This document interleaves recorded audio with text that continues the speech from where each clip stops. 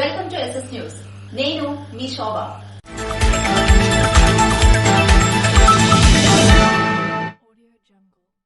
ఎన్నికల ప్రచారంలో పాలిట్ బ్యూరో సభ్యులు కిమిడి కళా వెంకట్రావు పాల్గొన్నారు.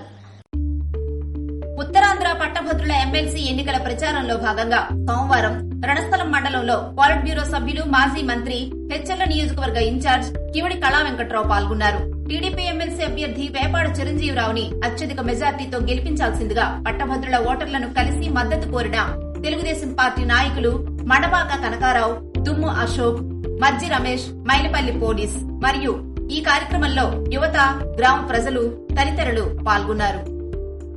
శ్రీకాకుళం ఐతం కళాశాల చైర్మన్ డాక్టర్ కొంచాడ సోమేశ్వరరావు అభినందన సభ నిర్వహించారు.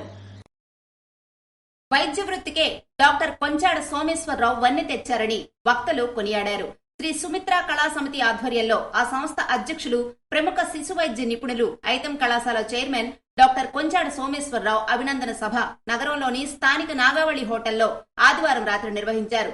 ఈ సందర్భంగా జిల్లాలో క్షయవ్యాధి నిర్మూలన కోసం, చిన్నారులకు ఆహార పదార్థాల పంపిణీ కోసం రెడ్ క్రాస్ ఆధ్వర్యంలో నిర్వహిస్తున్న కార్యక్రమానికి డాక్టర్ కొంచాడ సోమేశ్వరరావు ₹1,00,000 చెక్కును ఆ సంస్థ చైర్మన్ జగన్మోహన్ రావుకు అందించారు. రెడ్ క్రాస్ ఆధ్వర్యంలో రికార్డు స్థాయిలో వేలాది మందితో రక్తదానం చేసి గవర్నర్ల నుండి అవార్డు అందుకున్న డాక్టర్ సోమేశ్వరరావు క్షయవ్యాధి నిర్మూలన కోసం, చిన్నారుల కోసం సహాయం అందించడం అభినందనీయమని జగన్మోహన్ రావు అన్నారు. 1560 మంది పేదవాళ్ళు ఉన్నారు. ఆ 1560 మందికి ఫస్ట్ స్టెప్ గా ఇవ్వడం జరుగుతుంది. ప్రతి నెల వారికి 700 ఖరీదు గల న్యూట్రిస్ ఫుడ్ ఇవ్వడం జరుగుతుంది. దాని తరఫున ఇవాళ ₹1,00,000 చాలా మంది ఇచ్చారు. ఇప్పటికీ సుమారు 15-18 లక్షల వరకు కలెక్ట్ అయింది. రెడ్ క్రాస్ నుంచి వారి జిల్లా కలెక్టర్ వారి ద్వారా ఇవ్వడం జరుగుతుంది. ఈ ₹700 ఒక్కొక్క వ్యక్తికి 6 నెలలు ₹4,200 ఏ వ్యక్తి అయినా ఇవ్వచ్చు. చెక్కు ద్వారా ఇవ్వాలి. ఏ వ్యక్తి అయినా ఒక వ్యక్తికి ₹4,200 అలాగా ఇది చాలా కొంతమందికి ఈ యొక్క సహాయం ఉపయోగపడుతుందని తెలియజేస్తూ ఉన్నాను. టీడీపీ ఎమ్మెల్సీ అభ్యర్థి వేపాడ చిరంజీవిని గెలిపించాలని టెక్కలి ఎమ్మెల్యే కింజరాపు అచ్చెన్నాయుడు పార్టీ శ్రేణులకు పిలుపునిచ్చారు. అధికార వైఎస్సార్ పార్టీకి చెమటలు పట్టించేలా ప్రతి కార్యకర్త కష్టపడాలని రాష్ట్ర తెలుగుదేశం పార్టీ అధ్యక్షుడు టెక్కలి ఎమ్మెల్యే కింజరాపు అచ్చెన్నాయుడు పార్టీ శ్రేణులకు పిలుపునిచ్చారు. ఈ మేరకు సోమవారం స్థానిక ఆదిత్య కళ్యాణ మండపంలో తెలుగుదేశం పార్టీ ఎమ్మెల్సీ అభ్యర్థి పరిచయ కార్యక్రమాన్ని, విస్తృత స్థాయి తెలుగుదేశం పార్టీ కార్యకర్తల సమావేశాన్ని నిర్వహించారు.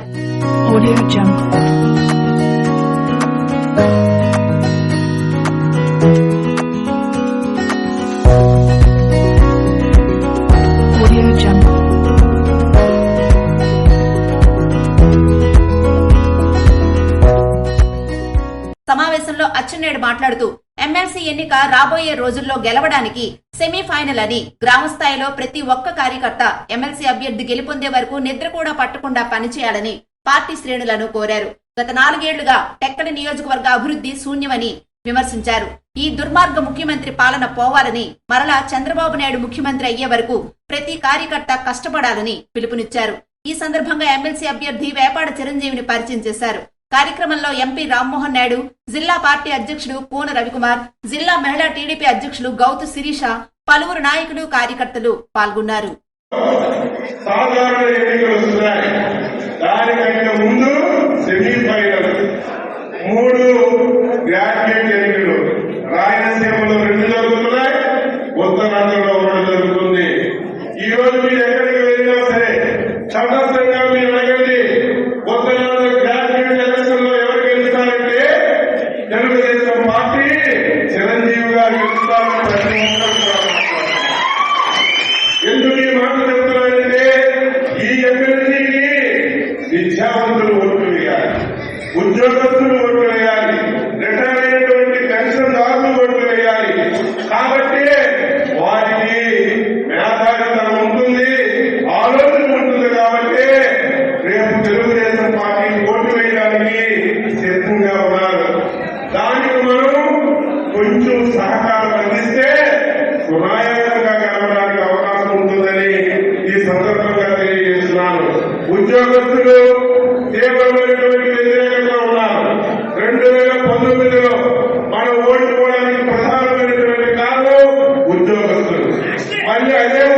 ఉద్యోగస్తులు 3.5 సంవత్సరాలు ఈ ప్రభుత్వం ఎన్ని ఇబ్బందులు పెట్టినా సరే భయంతో అలాగా గుప్పిడి పట్టుకున్నారు. ఈ రోజు గుప్పిడి తగింది, వాళ్ళు కూడా బయటకు వచ్చారు. ఈ రోజు నిరుద్యోగ యువత ఉద్యోగాలు లేవు, ఉపాధి లేవు, ఒక పరిశ్రమ లేదు. ఈ రోజు నిరుద్యోగ యువత చాలా ఇబ్బందులు పడుతున్నారు. వారందరూ స్వచ్ఛందంగా వచ్చి మనకు సహకరించడానికి సిద్ధంగా ఉన్నారు. ఎవరైతే రిటైర్ అయ్యారో వారికి పెన్షన్లు కూడా ఇవ్వడం లేదు. అందుకే అన్ని వర్గాలు సహకరించడానికి మనకు సిద్ధంగా ఉన్నారు. దానికి మీరు సహకరించాలి. చిలకపాలెం టోల్ ప్లాజా కార్మికులను ఆదుకోవాలని సిఐటియు జిల్లా ప్రధాన కార్యదర్శి పి.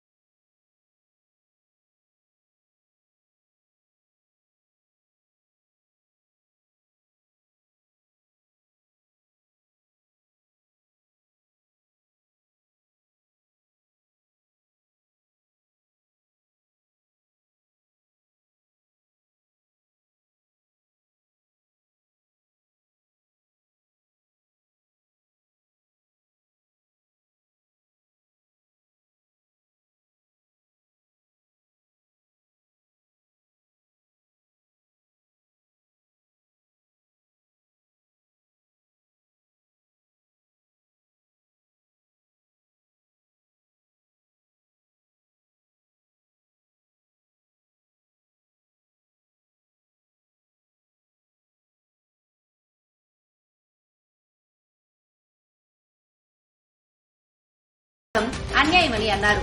నేషనల్ హైవే అధికారులు 2007 నుంచి పనిచేస్తున్న 106 మంది కార్మికులను జిల్లాలో గల 2 టోల్ ప్లాజాల్లో సర్దుబాటు చేసి విధుల్లో కొనసాగించాలని డిమాండ్ చేశారు. చిలకపాలెం టోల్ ప్లాజాలో 2007 నుంచి కూడా 106 మంది కార్మికులు పనిచేస్తున్నారు. అందులో ఎక్స్ సర్వీస్ మ్యాన్ కూడా మాజీ సైనికులుగా పనిచేసిన కార్మికులు సుమారు 50 మంది ఉన్నారు.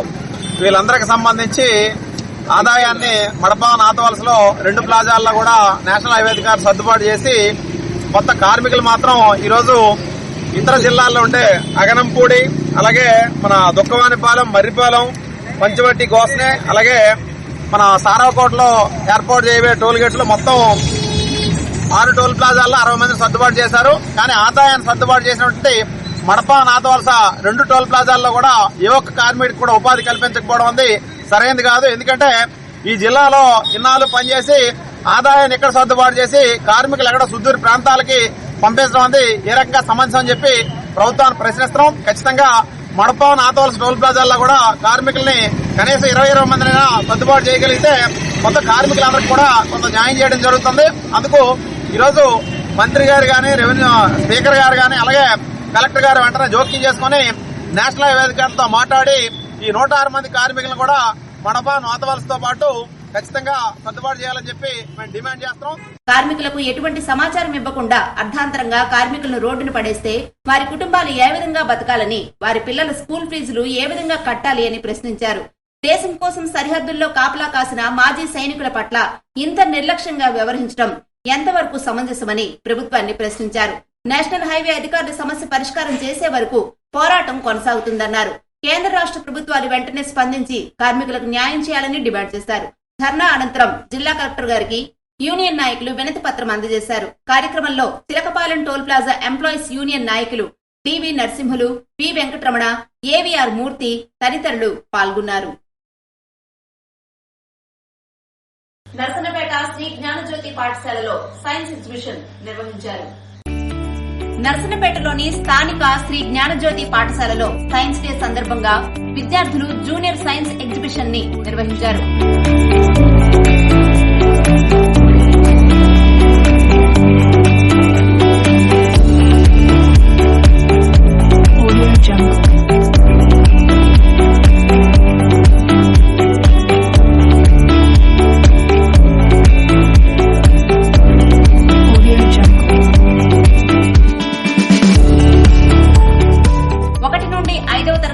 దాదాపుగా 200 ప్రాజెక్టులు చేసి పిల్లలు వారి ప్రాజెక్టుల యొక్క పనితీరు, ఉపయోగం గురించి వివరించారు.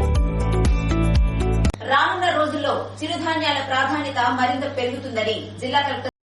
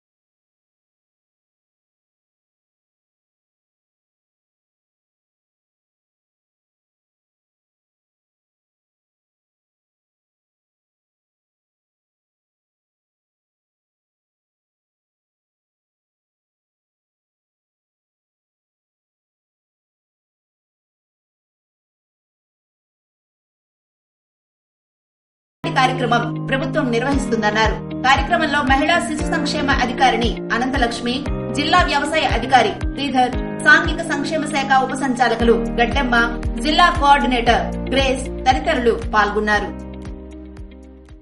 ఇవి ఈనాటి వార్తలు. మరిన్ని వార్తలతో మళ్లీ కలుద్దాం. చూస్తూనే ఉండండి SS న్యూస్.